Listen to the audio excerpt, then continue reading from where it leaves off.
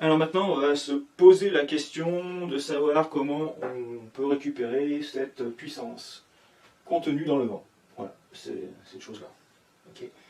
Et donc, on va se poser quelques petites questions. Et on va commencer non pas avec du vent, mais avec de l'eau qui coule dans une rivière. Donc on va faire ça, parce que ce sera un peu plus simple à appréhender. L'avantage de l'eau, c'est qu'on la voit couler. Alors que l'air, on ne fait que le ressentir, on ne se rend pas bien compte. Donc on va commencer comme ça. On va appeler ça 3, le grand 3. Comment récupérer cette énergie?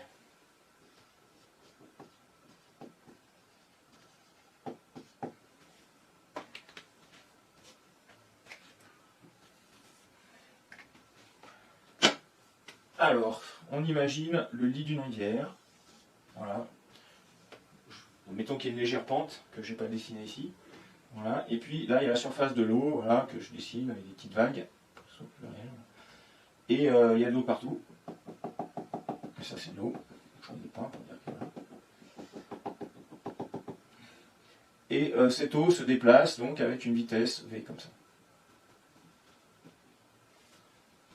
Okay. Donc maintenant, nous, on veut récupérer de l'énergie de cet écoulement d'eau. Donc ce qu'on va faire, on va mettre une roue à aube dans cette eau. Alors, c'est quoi une roue à aube? On va faire un truc relativement rustique. Donc c'est une roue, donc on va faire un roue comme ça. Je vais la faire en noir comme ça, ça se distinguera bien. La roue à aube, elle est comme ça. Donc je fais une roue avec un centre, comme ça. Et puis on va mettre des pales en fait, donc les pales de la roue, ça va être juste ça, voilà. Des plaques comme ça qui sortent.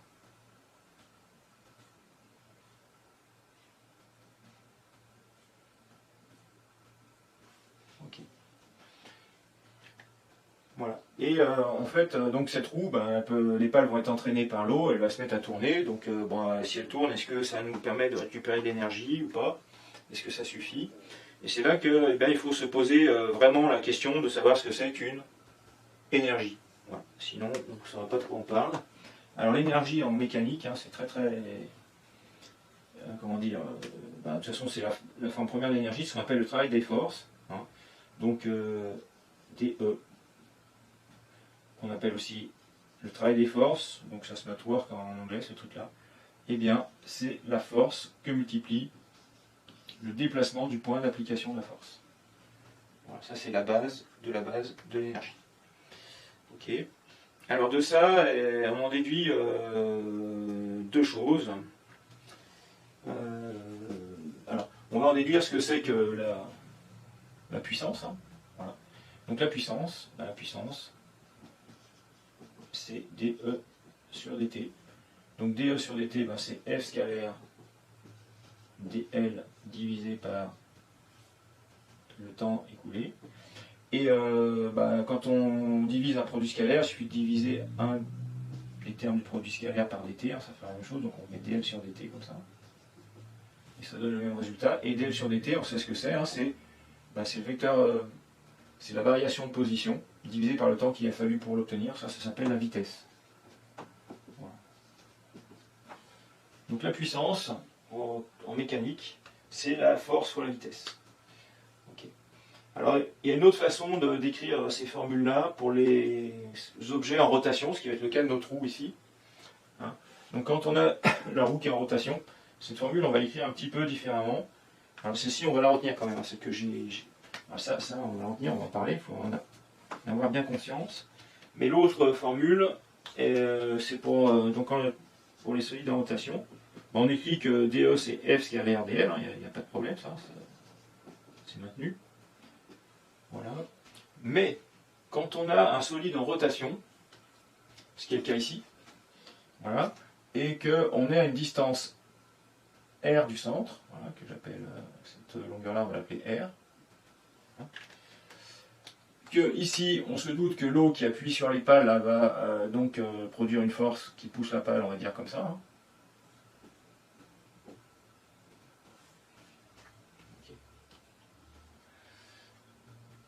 Et la pale, sur un petit intervalle de temps, elle va faire un petit déplacement dl qui va être dans le sens de la force d'ailleurs, comme ça. Là, elle fait un petit micro-mouvement, hein, le point il est là, puis ensuite il est là, donc ça fait un petit déplacement horizontal ici. Voilà. Et bien donc F et dl sont dans le même sens, donc en fait quand on fait le produit scalaire, il suffit de multiplier les vecteurs entre eux, vous n'avez pas de souci. Voilà. Et puis le micro-déplacement, si on repère la position de la roue par un angle θ, voilà, et que l'angle θ est exprimé en radians, et bien le déplacement du point qui se balade sur un cercle ici, c'est r fois dθ. Voilà, c'est le rayon fois le petit déplacement angulaire qu'il y a eu pendant l'intervalle de temps dt. Okay. Et ça alors, après, quand on fait de la mécanique, eh bien, la force, voilà, pour le moment, le R fois dθ remplace le dl, mais maintenant le R, je vais le marier avec la force. Et quand je fais la force fois la distance qu'il y a entre le point d'application de la force et l'axe de rotation de l'objet, et bien ça, et qu'on prend que la composante de la force qui est perpendiculaire à cet axe-là, et bien on obtient ici ce qu'on appelle le couple. Ça c'est le couple. Le couple de la force, donc on appelle C fois dθ. Ok. Donc ça c'est une formule importante aussi. Alors on va faire un peu de place. On va continuer.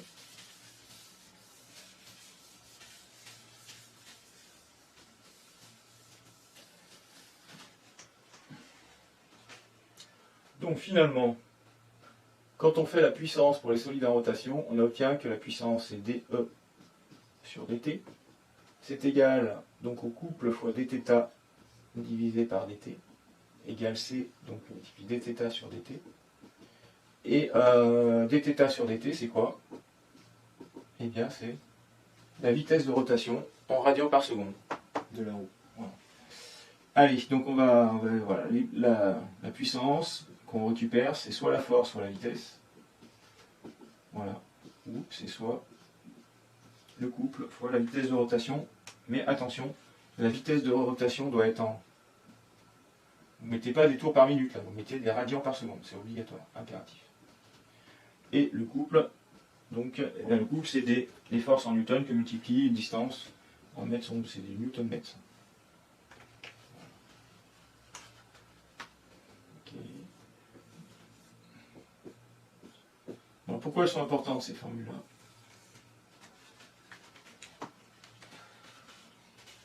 Eh bien, elles sont très importantes, parce que, en fait, il faut comprendre que si on veut avoir de la puissance, c'est-à-dire récupérer de l'énergie, un débit d'énergie, eh bien, il faut qu'aucune de ces deux grandeurs soit nulle. Ni le couple, ni oméga. Ou ni la force, ni la vitesse. Voilà.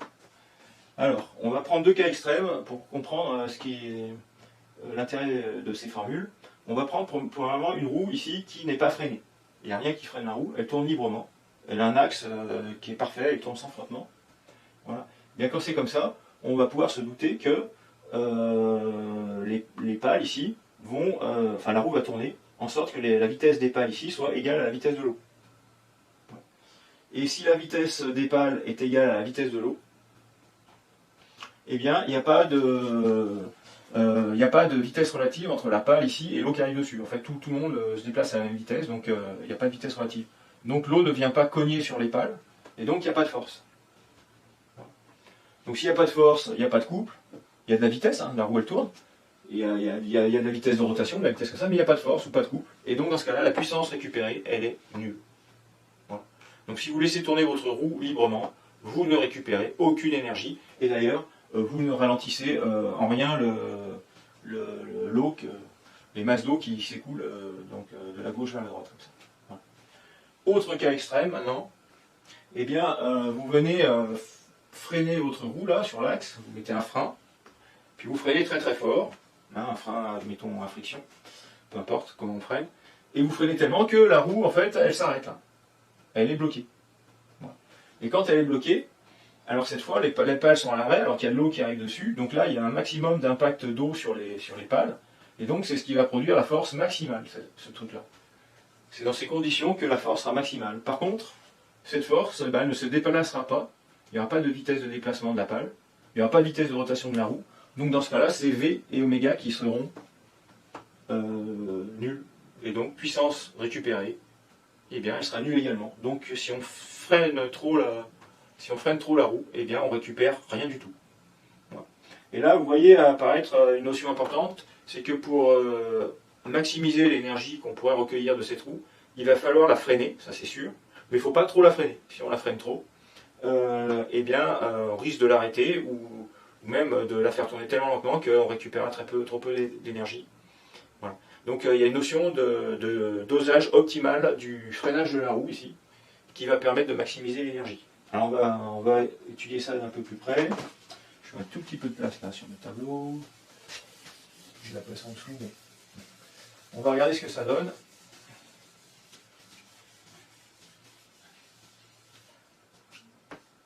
Donc avec un petit graphe. Alors dans le petit graphe, on va mettre les deux axes. On va faire remarquer les axes. Je mets deux axes.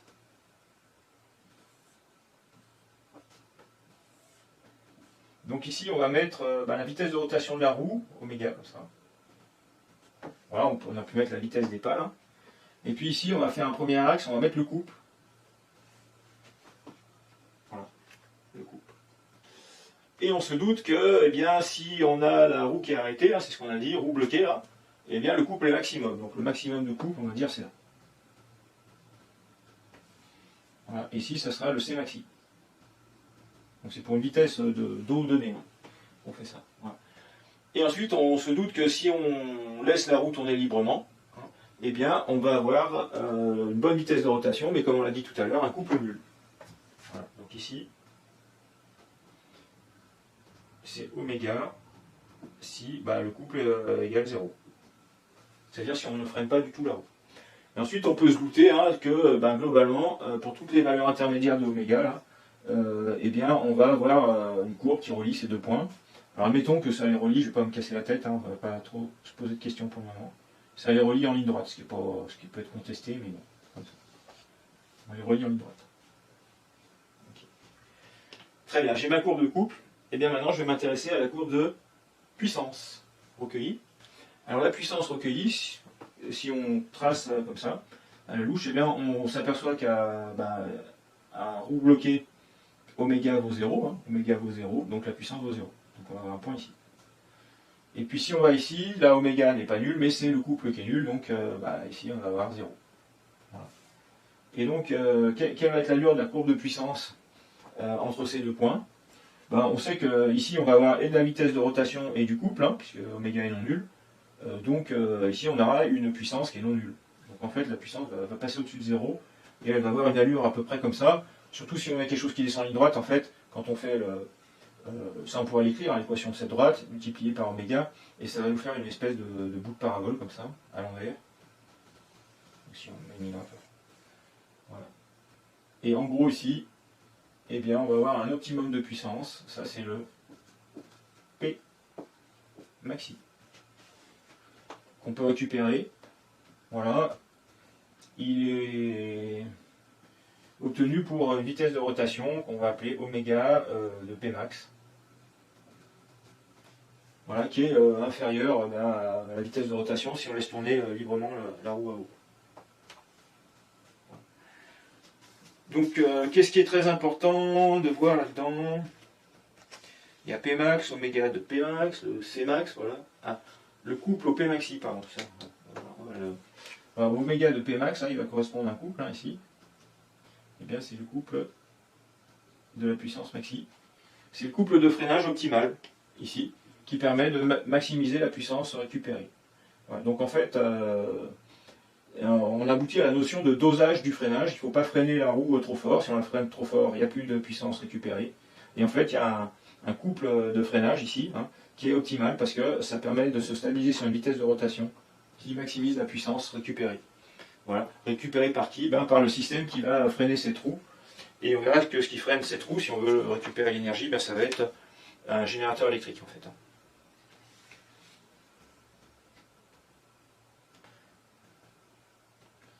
Voilà. Donc pour obtenir la puissance maximale, il faut trouver le bon dosage de freinage de la roue. Alors ça, cette courbe-là, elle est valable pour une vitesse de vent donnée. Hein. C'est-à-dire une vitesse d'eau donnée. Voilà. On peut se douter que si jamais, je sais pas, on doublait la vitesse du courant d'eau, là, hein, eh bien, toutes ces courbes vont changer, notamment le oméga à couple nul, ben, il va doubler, c'est-à-dire que ce point-là, il va se déplacer au double ici. Et puis là, donc ça va faire, voilà, le couple max, il va augmenter aussi. En fait, la courbe bleue, elle va monter comme ça. Et la courbe rouge, eh bien, elle va aller toujours d'un point à l'autre, mais en fait, elle va monter comme ça et passer et redescendre par le point d'oméga max. En fait, bon, je vais vous projeter et vous montrer des courbes d'éoliennes qui correspondent, parce qu'en fait, bon, pour les éoliennes, ça va fonctionner pareil, en fait, hein, à quelques détails près. Alors, pour mieux illustrer ce que je viens de vous expliquer sur la vitesse de rotation optimale de, de la roue à aube ou de l'éolienne, voilà, et bien ici j'ai un graphe un peu plus complet que j'ai trouvé sur internet, mais je ne sais plus vraiment où. Voilà, et vous avez tout un tas de courbes de différentes couleurs selon la vitesse du vent. Voilà. Donc chaque courbe, par exemple la verte, c'est pour le vent à 11 mètres par seconde. Et qu'est-ce qu'on voit? Ici on a la vitesse de rotation du rotor de l'éolienne et la puissance qu'on recueille, mettons au niveau des pales. Et on voit que, eh bien, il y a une vitesse de rotation qui maximise la puissance reçue, récupérée en tous les cas au niveau des pales. Voilà, avec le maximum qui se situe ici. Voilà. Et puis si on tourne plus vite, eh bien la puissance diminue. Ici c'est comment dire, on a une puissance nulle en fait, c'est que en fait là c'est quand on ne freine pas du tout les pales de l'éolienne, donc elles tournent à leur vitesse maxi et avec un couple nul. Voilà, donc il n'y a pas de puissance. Et puis l'autre cas, bah, c'est l'éolienne arrêtée, ici. Voilà, avec un couple qui peut être, mettons, assez fort. Mais comme il n'y a pas de vitesse de rotation, il n'y a pas de puissance. Donc on voit que ça c'est la courbe à 11 mètres par seconde. Si on fait à 13 mètres par seconde, bien, ça fait une courbe qui est plus haute. Voilà, et si on laisse tourner librement les pales de l'éolienne, on voit qu'on se stabilise à une vitesse plus élevée. Voilà, puis à 15 mètres par seconde, ça fait la courbe en bleu qui est encore plus grande, etc. Et on voit que donc à chaque fois, il y a un maximum de puissance qui se déplace. Alors je pense qu'on doit arriver à voir dès à présent que la vitesse de rotation, si on veut tout le temps rester sur le maximum de puissance, il faut avoir une vitesse de rotation qui soit proportionnelle à la vitesse du vent. Donc ça c'est la vitesse du vent, hein. Voilà, donc ah oui, MPPT, ça veut dire max PowerPoint Tracking, je pense, un truc comme ça. C'est-à-dire que c'est des systèmes automatisés qui trouvent automatiquement la vitesse de rotation qui va maximiser la puissance produite par l'éolienne. Voilà. Et donc, oui, je voulais vérifier que quand, ici, avec un vent à 15 mètres par seconde, alors je voudrais un vent deux fois. Donc, on a le maximum de puissance avec une rotation là, qui est de l'ordre de, je dirais, 23 radians par seconde. Voilà. Et là, un vent deux fois plus petit, ça serait que 15 mètres par seconde, c'est 7,5 mètres par seconde, mais on met à peu près celui-là. Et là, on voit que la puissance maxi est obtenue avec, pour une vitesse de rotation de 12 radians par seconde, voilà, qui est 12 radians, qui est à peu près la moitié des 23. Là. Voilà. Donc, on obtient bien que, voilà, que quand le vent est deux fois plus faible, il faut que ça tourne deux fois moins vite. Voilà, voilà. Et qu'est-ce qu'on voit aussi? On voit que si on reste toujours sur les maximums de puissance, eh bien, on a une courbe de puissance qui évolue au cube de la vitesse du vent, j'imagine. Là, il faudra faire un petit calcul pour le vérifier. Donc, entre 7 et 15, on multiplie la vitesse du vent à peu près par 2, hein, on fait la louche, hein, et on passe ici alors on est en watts, là c'est une petite éolienne, hein, je sais pas, à 60 watts, on passe de 60 watts à peu près 600 watts, donc une multiplication par 10. Voilà. Bon, normalement, ça aurait dû être 8, la multiplication, mais ça, c'est si on avait multiplié par 2 la vitesse du vent, mais là, on la multiplie par plus que 2. Voilà. Donc, on retrouve cette puissance qui est au cube de la vitesse du vent.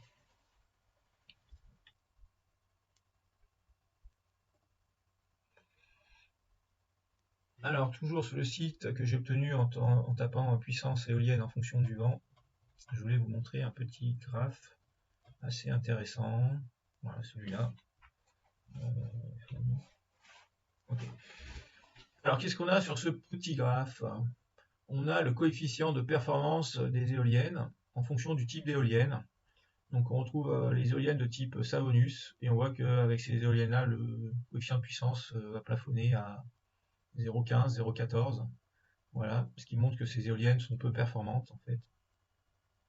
Voilà, si on veut aller vers les top performances, la top performance, ce sera les éoliennes. Alors apparemment, c'est les éoliennes à axe horizontal tripale qui vont avoir un coefficient de performance qui peut s'approcher des 0,5.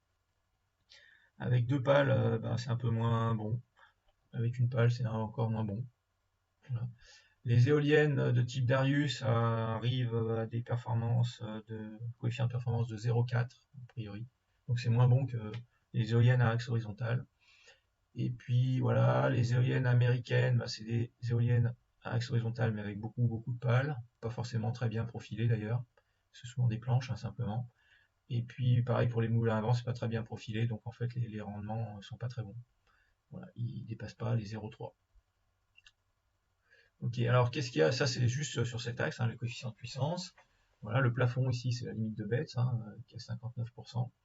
Et puis ce qu'on a ici c'est le type speed ratio. Ça c'est ratio, donc on appelle lambda, c'est le rapport qu'il y a entre la vitesse de bout de pale et la vitesse du vent. Typiquement, par exemple, si j'ai un type speed ratio qui vaut 10, comme ici, ça veut dire que la vitesse du bout de la pale va 10 fois plus vite que le vent. Voilà. Donc si vous avez, voilà, pour cette éolienne, un vent de 10 km/h, eh bien le bout de la pale va aller ici tout au bout, ça va aller à 100 km/h. Et si ça va à 100 km/h, eh bien c'est là que l'éolienne produit son maximum de puissance. Si on la fait tourner moins vite, la puissance diminue. Si on la fait tourner plus vite, la puissance diminue aussi. Alors c'est un peu schématique ce truc-là parce qu'en fait ces courbes-là, qui est la puissance en fonction de la vitesse de rotation de l'éolienne, en fait, ça dépend du profil des pales. Voilà. Et notamment, qu'est-ce que je peux dire là-dessus? C'est que voilà, donc là les tripales apparaissent en tête. Voilà, et nous pour le concours Jiméol, eh bien nos éoliennes, on a montré qu'on arrivait à faire aussi bien avec un coefficient de puissance avec des éoliennes à 6 pales que des éoliennes à 3 pales. Voilà. Donc qu'est-ce qu'on voit surtout? Donc ces éoliennes sont des éoliennes qu'on peut qualifier de rapides. Ceci étant, quand on met 6 pales sur l'éolienne, nous, ce qui sont nos meilleures éoliennes, le type speed ratio, le coefficient de vitesse optimal, il est situé entre 2 et 3 seulement. Voilà. Et même avec des tripales, nous, le coefficient de vitesse, il monte pas à 7 comme ici pour maximiser la puissance. Mais bon, ça dépend des profils. Nous, on a des pales plus larges, etc. Mais le profil, c'est plutôt, quand il y a le coefficient de vitesse, c'est plutôt de l'ordre de 5. Voilà, quand on met une tripale. Voilà, 4-5. Ok. Que voulais-je ajouter là-dessus?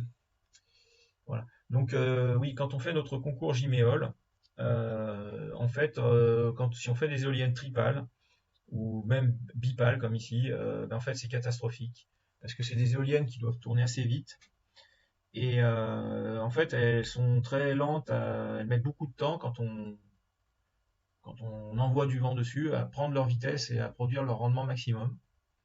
Voilà. Et du coup, dans le concours Jiméol, comme le vent qui est envoyé, un vent qui envoie des rafales de assez courte durée, ou qui varie assez rapidement, et bien, si on met une bipale, comme on a essayé une année, et bien, l'éolienne n'a pas du tout le temps de se lancer, et passe complètement à côté de ces rafales de vent, et donc n'arrive pas à en sortir beaucoup de puissance et d'énergie.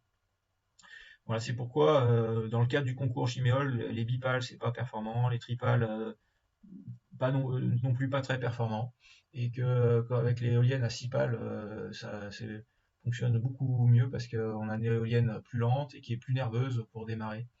Et donc voilà, qui va être meilleure en termes de vitesse d'accrochage aussi, et qui va aussi bien accélérer beaucoup plus vite quand il y a une rafale de vent qui arrive, et donc capter au mieux l'énergie qui est contenue dans cette rafale. Voilà.